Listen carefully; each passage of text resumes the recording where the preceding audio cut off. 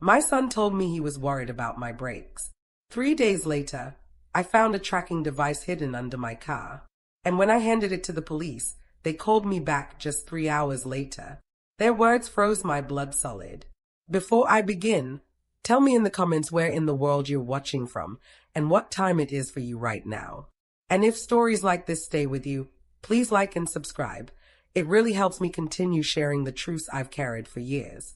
My name is Denise Carter. I'm 62 years old, and this story happened in the suburbs of Atlanta, Georgia.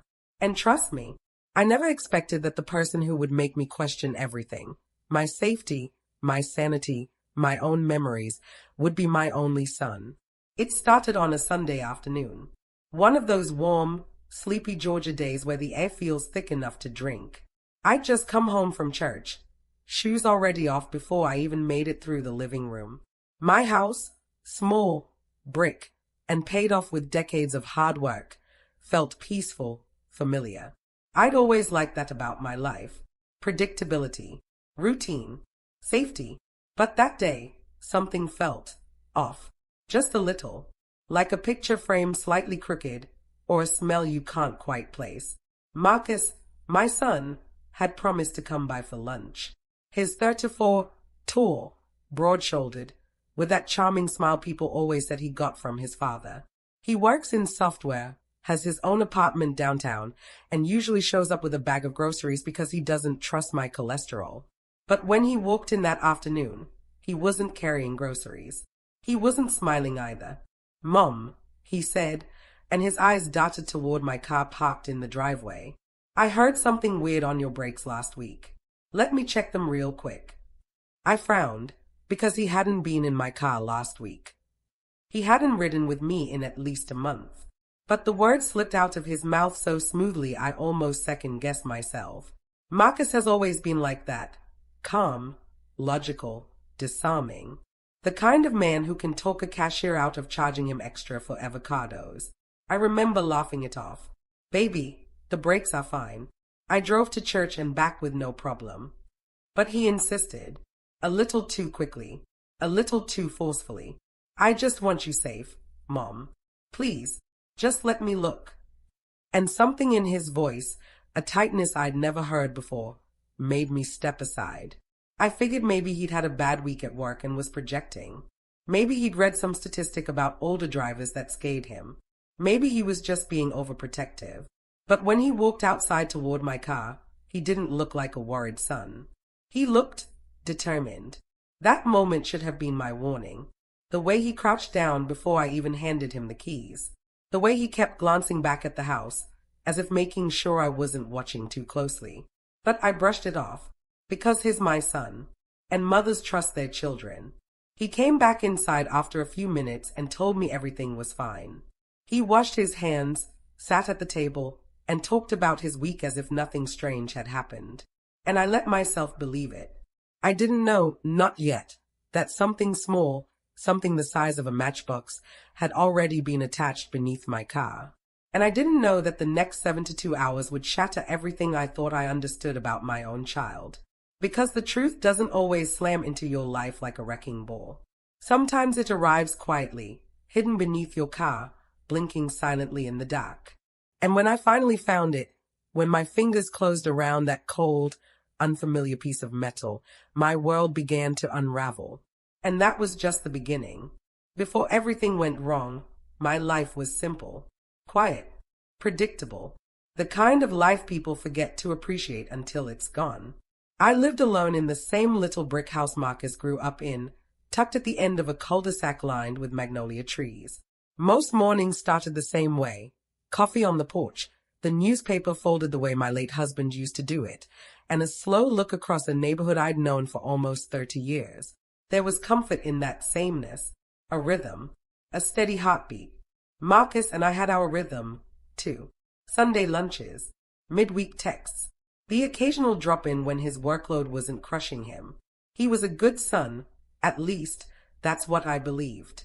Polite, respectful, always checking if I needed anything from the store. He'd replace my smoke detectors, fix my computer, even set up some security app on my phone because Mom, scammers target older people. I never thought I'd become suspicious of him. Not in a million years. The day after he checked my brakes, everything felt normal. Monday is my errand day. Pharmacy, groceries, and sometimes a thrift shop stop because I just like browsing the old dishes. I drove everywhere without a single squeak or wobble from the brakes. Nothing seemed wrong. But even then, I remember feeling watched. Not scared, just observed, the way you feel when someone stays a few seconds too long. It crossed my mind only briefly before disappearing into the noise of everyday life. I had dinner plans with my friend Lorraine that evening. She's loud, funny, and always 2 steps away from a story that would make a pastor blush. She asked about Marcus, she always does, and I told her he'd stopped by the day before. He seems tired, I said. Maybe work is stressing him. Lorraine gave me a look like she knew something she wasn't saying. Well, men don't always tell their mamas everything. I laughed it off, but the comment stuck with me longer than it should have. Back home, the house felt still. I sat on the couch with a blanket on my knees, flipping through channels, but my mind drifted to Marcus again. Something about him yesterday, something subtle, had felt off. Not wrong, not dangerous, just unusual, like a note played slightly out of tune. But mothers excuse these things. We smooth the edges, tuck the doubts away, and call them imagination. The next day, Tuesday, the normal rhythm continued. My neighbor Betty asked me to help her move a planter, and we stood in her yard gossiping about HOA drama for 20 minutes.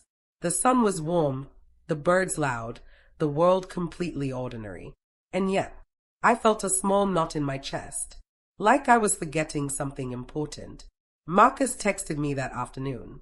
Hope your car's running okay. Let me know if anything feels weird. I stayed at the message a little too long.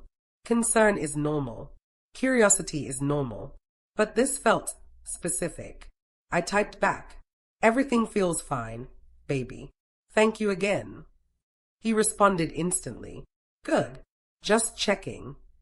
3 little words, and I brushed off the unease they stirred. That night, I slept lightly. I blamed it on age, on caffeine, on the neighbor's dog barking. But in the morning, when I looked at my car in the driveway, I felt something I couldn't name. A hesitation. I shook it off and drove to my volunteer shift at the community center. The day went smoothly, the kids were loud and sweet, and by the time I pulled into my driveway again, whatever weirdness I'd been feeling had settled down. Life felt normal, completely normal. But right before I went inside, I glanced back at my car. Just one look, 1 second too long, and that tiny, quiet warning, the one I'd been ignoring, finally whispered loud enough for me to hear. Tomorrow, that whisper would turn into a discovery that would change everything. The next morning, Wednesday, started out just like any other.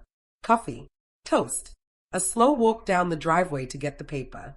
But the moment I bent down to pick it up, something tugged at my mind, a memory, barely formed, floating just beneath the surface. Marcus, his hands on my car, his eyes flicking up at the house like he didn't want me to see something. It was the same flicker of thought I'd pushed away twice already. But that morning, it wouldn't disappear so easily. I tried to shake it off. Truly, I did. I told myself I was overthinking, letting age or loneliness play tricks on me. Mothers imagine danger where there is none. That's what I told myself as I carried the paper inside. But curiosity has a way of sticking to your ribs.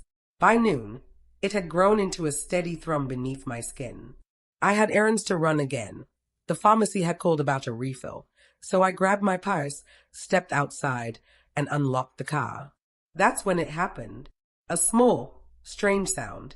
Not from the engine, not from anything mechanical. More like a faint click under the chassis as I opened the door. It startled me enough that I froze. Then, just as quickly, I scolded myself.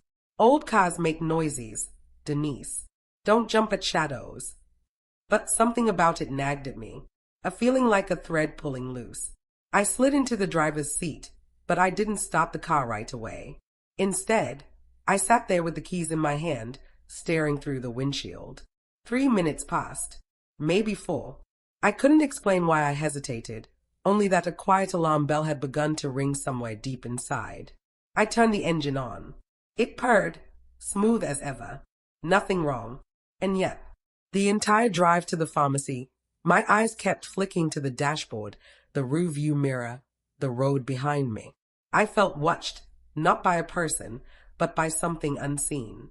Something small, silent, hidden. I told myself to stop. I told myself to breathe. But the moment I parked and stepped out, I felt it again, that faint strangeness, like my car was somehow different. Not broken, just altered. I tried to ignore the feeling as I went inside. I made small talk with the pharmacist, picked up my prescription, even grabbed a candy bar I didn't need. But on the walk back to the car, my chest tightened. A question struck me so suddenly and so sharply that I stopped in my tracks. Why did Marcus lie about hearing my brakes? Because he had lied. I remembered it clearly now. He hadn't been in my car for weeks. He couldn't have heard anything. And that lie, small, simple, unnecessary, suddenly felt like a loose thread I needed to pull. I stood there, one hand on the car door, heart tapping against my ribs. Did he mess with something? Was he hiding something? Was I imagining all of this? I wasn't a paranoid person. I wasn't dramatic. But something about the lie and the sound under the car kept looping in my mind like a warning I couldn't turn off. I didn't drive home right away. Instead, I crouched down next to the front tire, pretending to check the tread, though I didn't know a thing about tires. My eyes followed the undercarriage, scanning for, I don't know what. Something unusual. Something new. But I didn't see anything. Not yet. Still, the unease lingered. A subtle tension, like a storm about to break. When I finally got home, I parked the car and went inside, but I kept glancing out the window at the driveway. I told myself I'd feel better tomorrow, that it was all in my head, that Marcus was just being protective. But deep down, I already knew the truth.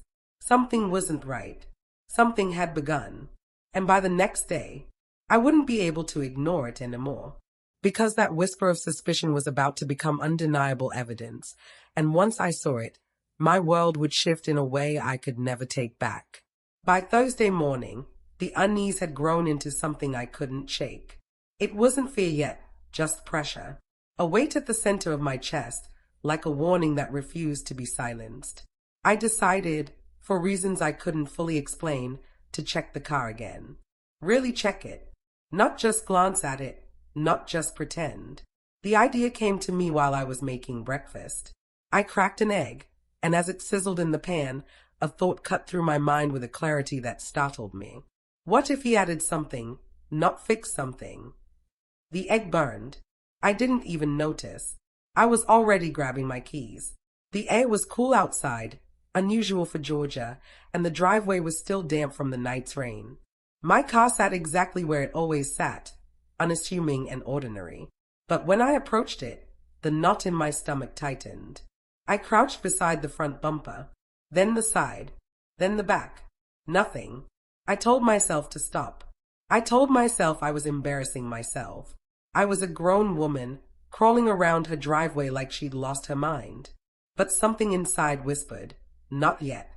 So I got on my knees, slowly, because age doesn't let you kneel gracefully, and slid my hand beneath the frame. Cold metal, grit, a cobweb, and then something else. Something smooth, small, rectangular. My heart jolted. I reached farther, fingertips brushing over the edges of the object. It was attached firmly, like it had been mounted there with purpose. I pulled my sleeve over my hand, grabbed it, and tugged. Harder, until it snapped free. When my hand emerged from under the car, I was holding a device I had never seen before. Black, boxy, no larger than a pack of gum. A tiny blinking light pulsed at the top, so faint I almost thought I imagined it. But it was real, very real. And in that moment, my entire world shifted. I didn't scream. I didn't drop it. I didn't even breathe. I just stayed at it, the realization spreading through me like ice water. Someone was tracking me. At first, denial tried to save me. This isn't what it looks like. Maybe it's part of the car. something a mechanic installed years ago. But I knew better. This wasn't a car part. This was clean, modern, intentional. I stood up slowly, gripping the device like it might explode. And then, like a movie playing in reverse, all the little moments from the past week snapped together. Marcus lying about the brakes. Marcus insisting on checking the car alone. Marcus sending that text, let me know if anything feels weird. The click I heard. The feeling of being watched. My throat tightened. My hands trembled. It couldn't be him. It couldn't. He was my son, my only child, the boy I'd raised alone after his father died, the boy I'd worked 2 jobs for so I could give him something better. He wasn't perfect, but he wasn't this. And yet, the timeline lined up too perfectly to ignore. I walked into the house on unsteady legs. I sat at the kitchen table, the device resting on a napkin like a piece of evidence in a crime show. I stayed at it for a long, long time. A part of me wanted to call Marcus immediately, demand answers, force him to explain. But another part, the deeper part, the quieter part, was afraid of what he might say. Or worse, what he might not say. After 20 minutes of trembling indecision, I made a choice I never thought I'd make. I picked up the device, wrapped it in a hand towel, and drove straight to the police station. The officer at the front desk looked at me strangely when I placed it on the counter. I think someone's been following me, I said, my voice barely steady. He asked a few questions, took the device, and said they'd look into it. They asked me to leave it with them and go home. They'd call when they knew more. So I went home, and I waited, and every second felt like a year. 3 hours later, the phone rang, and when I picked it up, the officer's voice was tight, cautious, the kind of tone people use when they are about to say something that will change your entire understanding of your life. We need to talk about who put that tracker on your car. My knees buckled, because the world I thought I knew was about to break wide open. I didn't sit down when the officer said those words. I couldn't. I just stood there in my kitchen, clutching the phone so tightly my fingers went numb. He continued carefully. The tracker wasn't placed by a stranger. It was registered to a private account. Someone local. Someone with access to your property. My breath caught. The room felt suddenly smaller, like the walls had moved an inch closer. I managed to whisper, "Was it my son?" A long pause followed. Too long. And in that silence, I had my answer long before he spoke. "We can't confirm that yet," he said. "But we strongly advise you not to confront anyone. Not until we gather more information. Not confront anyone. My own child." I thanked him, hung up the phone, and stood motionless for a full minute. My legs felt watery, my chest tight. This was the moment everything inside me broke, not in a dramatic way, but in a quiet, internal snapping that left me hollow. But within that hollow space, something else formed. Resolve. Cold, steady, terrifying resolve. If Marcus had put that tracker on my car, then something was very, very wrong. Something I couldn't ignore. Something I couldn't emotionally patch over like mothers do. So I sat down at my old dining table and forced myself to breathe. Slow, quiet, controlled. I needed my mind calm before I took another step. I reached for a notebook, the one I use for grocery lists and birthdays, and turned to a blank page. I wrote one question at the top. Why would Marcus track me? Underneath it, I began listing possibilities. Some were innocent. Fear for my safety. Paranoia from stress or work. Thinking I was forgetting things. But others weren't innocent at all. Money problems. Addiction. Trouble with someone dangerous. Hiding something from me. I stayed at the list, every possibility heavier than the last. And then I wrote the most terrifying one of all. He didn't want me going somewhere. That thought sent a cold ripple through me. Why would my son care where I went? What did he think I might see? Who might I talk to? What secret could possibly involve me? I closed the notebook. I wasn't getting answers yet. What I needed was a plan. So I made one. First, I would act normal with Marcus. No suspicion. No confrontation. If he felt cornered, he might pull away, or worse. Second, I would keep track of everywhere I went, every time I left the house, and everything strange that happened. Third, I would prepare myself emotionally. That meant facing something I'd avoided for years. Grief. Because the truth is, when you realize your child might not be who you thought, something inside you dies. The image you built, the memories you decorated, the love you nurtured, it all cracks. And underneath the cracks, you see something unsettling, the possibility that you might not know them at all. I sat with that grief for a long while, letting it hurt, letting it wash over me without drowning. Then I steadied myself again. If Marcus was hiding something, then I needed to understand his world. The long nights he claimed were work-related. The weekends he disappeared without explanation. The sudden distance the past year that I chalked up to adulthood. I went through old texts, old photos, old receipts he'd left in my house by accident. Not obsessively, just searching for patterns. Something I could hold on to. And slowly, they began to appear. Small things, stray comments. One photo of him with a man he never introduced me to.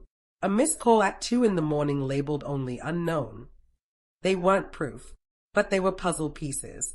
Pieces I planned to quietly assemble. And underneath that calm strategy, another feeling simmered, a quiet, growing sense of self-protection. I wasn't just a mother anymore. I was a woman who needed answers. And I would get them, even if it meant walking through fire. I closed the notebook, took one slow breath, and whispered to myself, whatever this is, I'm going to see it through. And I meant it, because the moment I stopped being afraid was the moment everything changed. The breaking point came faster than I expected. It was Saturday afternoon, 2 days after the police call. I had done everything according to my plan, kept calm, stayed quiet, acted normal. I even texted Marcus the way I always did, pretending nothing in my world had shifted. But inside, a storm was building. That day, I got a call from the police again. This time, the officer's voice was firm. The tracker was linked to an account created with your son's phone number. We still don't know why he placed it, but we strongly advise you to be cautious. Cautious, with my own child. When I hung up, my hands were shaking, not with fear anymore, but with a sharp, icy clarity. The kind that comes right before a final decision. I needed answers. No more theories. No more spirals in my head. So when Marcus texted, "Hey Mom, can I stop by later?" I typed back, "Of course, baby." And I didn't tremble. Not this time. I spent the next 2 hours preparing, not physically, but mentally. I sat at the dining table, the notebook with all my observations closed in front of me, and rehearsed what I needed to say. Not emotional, not dramatic, just controlled. When Marcus finally pulled into the driveway, I felt something inside me go still. A strange, quiet calm. He walked in smiling, like nothing in his world was wrong. "Hey Mom," he said, kissing my cheek. "How have you been?" "Sit down," I told him. He blinked, surprised. Then he sat there. No small talk. No easing into it. I slid the printed photo across the table, the one the police emailed me showing the tracker's serial number and the connected account ID. His account ID. He stayed at it. His face didn't change. Not shock. Not guilt. Not fear. Just stillness. "What's this?" he asked. My voice was steady. "You tell me." For a moment, the house felt too quiet. I could hear the refrigerator humming behind us, the soft tick of the living room clock. And then Marcus exhaled, a slow, heavy breath like he'd been carrying a weight too long. "Mom," he said softly, "I can explain." But explanations don't start with lies. So I shook my head. No stories. No dancing around it. Why was there a tracker under my car? The calm atmosphere shattered. Marcus leaned back, rubbed his face, and finally muttered, "I was trying to keep you safe." Safe. That word burned. By tracking me. My voice rose, not yelling, just sharp. By lying to me? By pretending you heard something wrong with my brakes.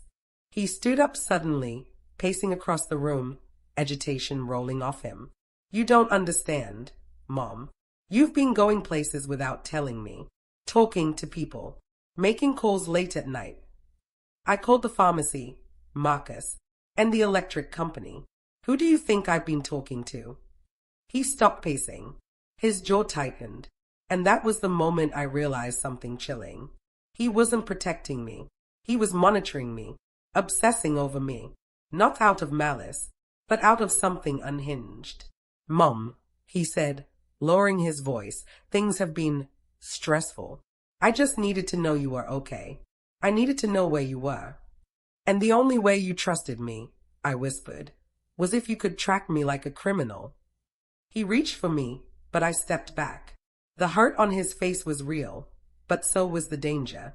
Marcus, I said, firm and final, the police know.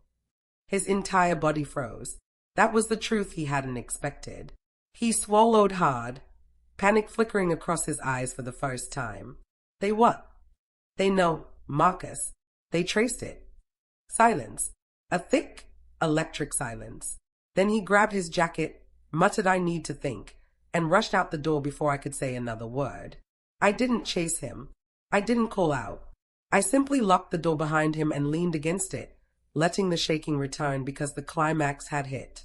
My son had crossed the line I could never uncross, and now the truth was fully out in the open. The storm had broken, and the aftermath was about to begin. After Marcus slammed the door and drove away, the house fell into a silence so thick it felt physical. I stood there for a long moment, one hand still resting on the deadbolt, breathing slowly until the tremor in my chest softened. The climax had passed, but the aftermath was its own storm. I knew I couldn't stay frozen forever, so I made tea. Not because I wanted tea, but because the ritual of it calmed my hands. Boil water, warm the mug, steep the bag, add honey. These tiny motions tethered me back to myself, even as my mind kept drifting toward the driveway he'd just peeled out of. My son, my only child, the boy I'd raised with every ounce of love I had, tracking me. The questions that had been loud and frantic now felt quieter, weighted. Not frantic panic anymore, just a tired, aching confusion. Where had things gone wrong? How long had he been doing this? What version of my life had he been watching without me knowing? By evening, the police called again. The same officer as before. He asked if Marcus had contacted me. I told him the truth, that we'd spoken, and that Marcus had left in a rush. He sighed softly, like he'd expected that answer. Ms. Carter, you need to understand. People don't put trackers on their parents out of casual concern. Something is happening with your son. We're not accusing him of a crime right now, but we are concerned about his mental state. Mental state. That phrase cut deeper than anything else so far. Not danger, not criminal intent, but instability. Do I need to be afraid of him? I asked quietly. There was a long pause. Then, not necessarily afraid, just cautious. Not alone with him until we understand more. And please, keep your doors locked. I thanked him, hung up, and closed the blinds. That night, I didn't sleep in my bedroom. I slept on the couch, with a lamp on, wrapped in an old quilt that still smelled faintly like my husband. The room felt safer that way, closer to the front door, closer to the phone, closer to the world I could see and monitor. But in the stillness of the night, something unexpected happened. I didn't cry. I thought I would. But instead of tears, there was a kind of quiet acceptance settling into my bones. He did what he did, and now I had to rebuild around the truth. The next morning, I called my sister, something I hadn't done in weeks. I didn't give details, just said Marcus and I had a difficult conversation, and I needed some space to process everything. She offered to drive up, but I told her no. Not yet. I wasn't ready for someone else's eyes on the wound. Then I called my doctor and scheduled a checkup. It wasn't about health, it was about control. About taking steps forward instead of spiraling inward. I cleaned the house, opened the windows, washed the linens. Every task was a way of reclaiming the space Marcus's actions had invaded. By Sunday, our normal lunch day, I didn't hear from him at all. And that hurt more than the tracker, more than the lies, more than the confession. His silence felt like a confirmation that he was lost somewhere I couldn't reach. But there was a strange peace in that silence, too. Sometimes distance is the first step toward healing. Sometimes separation is safety. Sometimes the hardest part of love is letting someone go far enough to find themselves again. Late that evening, I sat on the porch with a blanket around my shoulders. The neighborhood was quiet, the cicadas humming, the sky shifting from blue to deep purple. I felt older than I had a week ago, but also stronger in a way I hadn't expected. The world hadn't ended. My life wasn't ruined, but it had changed. And in the soft glow of the porch light, for the first time since finding that tracker, I allowed myself to breathe freely, not deeply, not joyfully, but steadily. A foundation forming beneath my feet again. A new normal. One built not on what I wanted to believe, but on what I knew. And tomorrow, I would face the future with clearer eyes and a quieter heart. In the days that followed, life settled into a slower, quieter rhythm. Not the comforting kind I'd known before all of this, but a new kind, shaped by caution, honesty, and a strange sort of resilience I didn't realize I still had. I kept expecting Marcus to call, even a short message, even anger, anything, but the silence stretched on long enough that I finally understood what it meant. He needed distance. He needed space to face whatever was happening inside him. And I needed space, too. Space to heal. Space to rebuild trust with myself, not with him. I spent more time outside, walking the neighborhood, grounding myself in familiar sights. The cracked sidewalk I kept meaning to report. The neighbor's scruffy little dog who barked at everyone except me.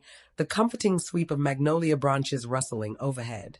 Even these simple things felt different now, as if they'd been waiting for me to come back to them with clearer eyes.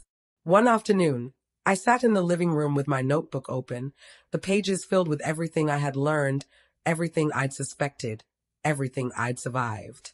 And for the first time, I didn't feel wounded reading it. I felt grateful, not for what Marcus did. I would never be grateful for that, but for the truth it forced me to confront. The truth about boundaries. The truth about overprotective love turning into something dangerous. The truth that even the people we raise can struggle in ways we never fully see. I didn't soften what happened. I didn't excuse it. But I did begin to understand it. Because love doesn't erase wrongs, but it can illuminate the broken places where those wrongs are born. The police checked in one more time that week. They told me Marcus wasn't in legal trouble at the moment. They viewed the incident as a mental health concern more than criminal intent. They encouraged me to keep communication open if he reached out, but to maintain boundaries until he sought help. Hearing that was painful. A mother never wants to hear the words mental health concern used about her child. But I held on to the hope that concern meant possibility, the possibility of treatment, of clarity, of healing. And then, 2 weeks later, Marcus finally texted, "Mom, I'm getting help. I'm sorry. I'll call you when I'm ready." Just one short message, but enough to release a tightness I'd been holding onto for days. I didn't text back right away. I let the message settle into my heart the way rain soaks into dry ground, slowly, steadily, bringing softness where there had been tension. Finally, I typed, "I love you. Take your time." That was all. No blame, no anger, no reopening of wounds. Just a simple truth. Because in the end, this story wasn't about a tracker under my car.